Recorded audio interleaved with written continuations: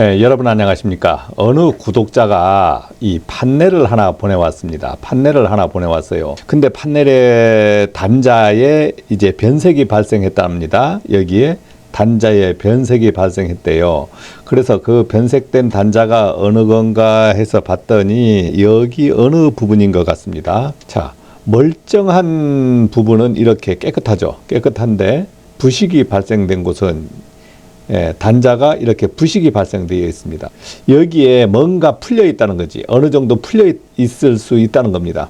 그래서 전기 부식이 일어나는 거예요. 단자가 이렇게 전기 부식이 일어나는 것은 습기가 있는 지역, 염해로 인해서 부식이 일어날 수 있고, 분전함 내부다 이러면은 뭐 염해가 들어갈 리도 없고, 또 다른 단자들은 깨끗해. 그러면은 이제 물이 들어간 것도 아니에요. 그러면 이렇게 부식이 발생됐다 이랬을 때는 볼트 조임이 느슨해 버리면 접촉 저항이 증가하고, 그 다음에 열이 발생되면서 금속을 산화시켜요. 산화시키면서 이런 청색 녹이 발생할 수 있습니다. 그런데 이제 점점 녹이 발생해가면 이 부분이 녹아 들어가야지. 열이 발생했을 때 녹아 들어가야 되는데 오랫동안 버틴 거 봐서는 정확한 이유는 모르겠습니다.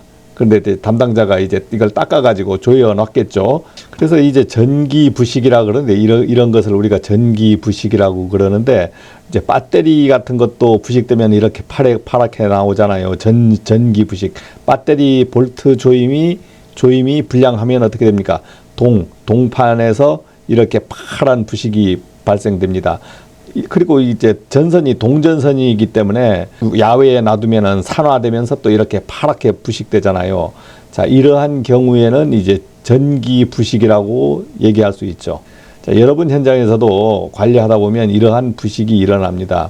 그러면 이런 부식이 일어나다가 심할 때는 어떤 현상이 날 수도 있냐면, 전압이 뛰어넘을 정도로 접촉이 될까 말까 할 정도로 연결했습니다. 올려보겠습니다. 잘렸을 때 이렇게 부하가 연결됐으면 이렇게 이렇게 하다가 불이 나버리는 거예요. 불이.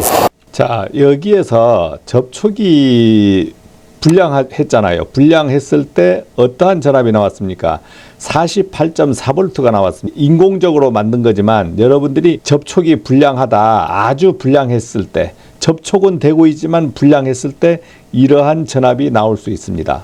잘리면 이렇게 스파크 나다가 이렇게 불도 나는 거예요. 이렇게 불나죠, 스파크. 이러다가 이제 불이 나는 거죠. 이렇게 흘렁흘렁거려도 이렇게 제대로만 이렇게 닿여 있을. 단자가 지금 여기에 보니까 어떻게 돼요?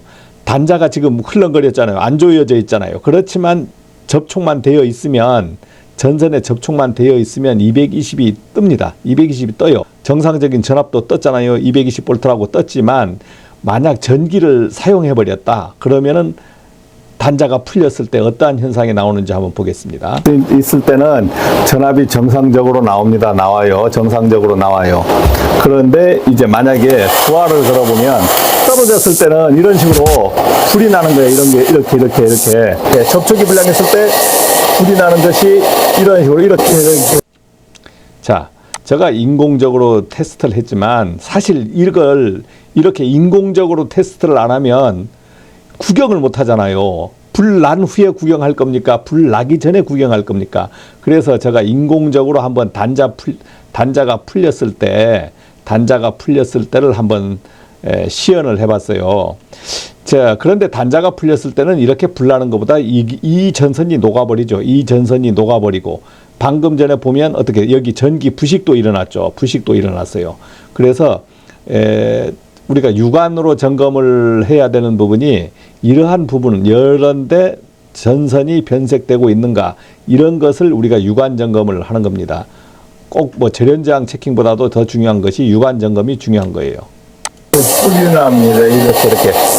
이렇게 퍼적퍼적 불이 나. 접촉이 불량하면. 그래서 여러분들이 자, 지금 제가 전기 테스트 하다가 이제 실수로 여기에서 N상이 빠져나가면서 요 볼트 접지를 건드리면 어떻게 돼요? 같은 영전이라도 전이차가 0.3V 정도 전이차가 있습니다. 그러면 0.3V면 누설 전류로 환산하면 얼마냐? 저항을 1로 봤을 때 300mA예요. 그대로 떨어져 버립니다. 누전 차단기가.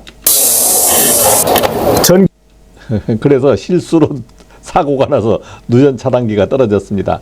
자, 그래서 여러분들이 이제 전기 관리하면서 기가 통하긴 통하는데 불이 난다.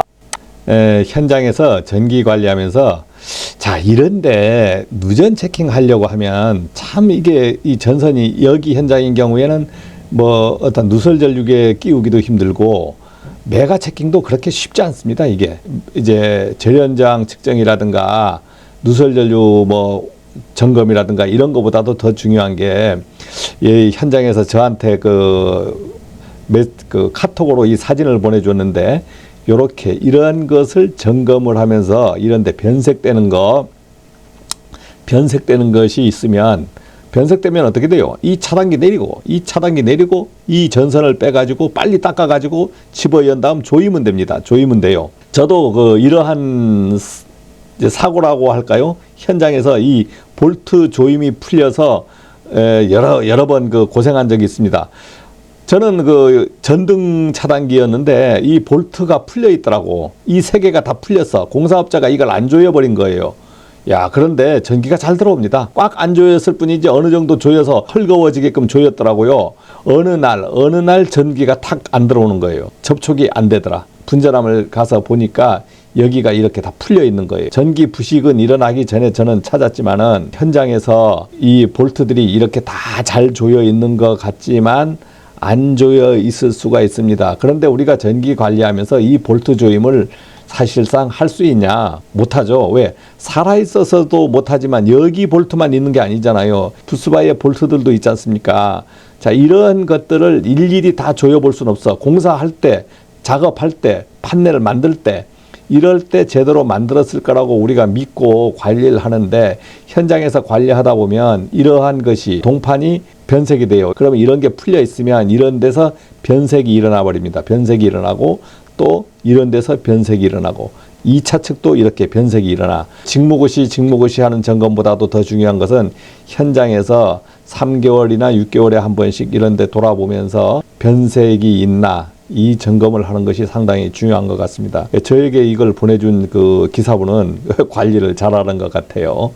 그래서 참고적으로 한번 이 부분에 대해서 알려드렸습니다.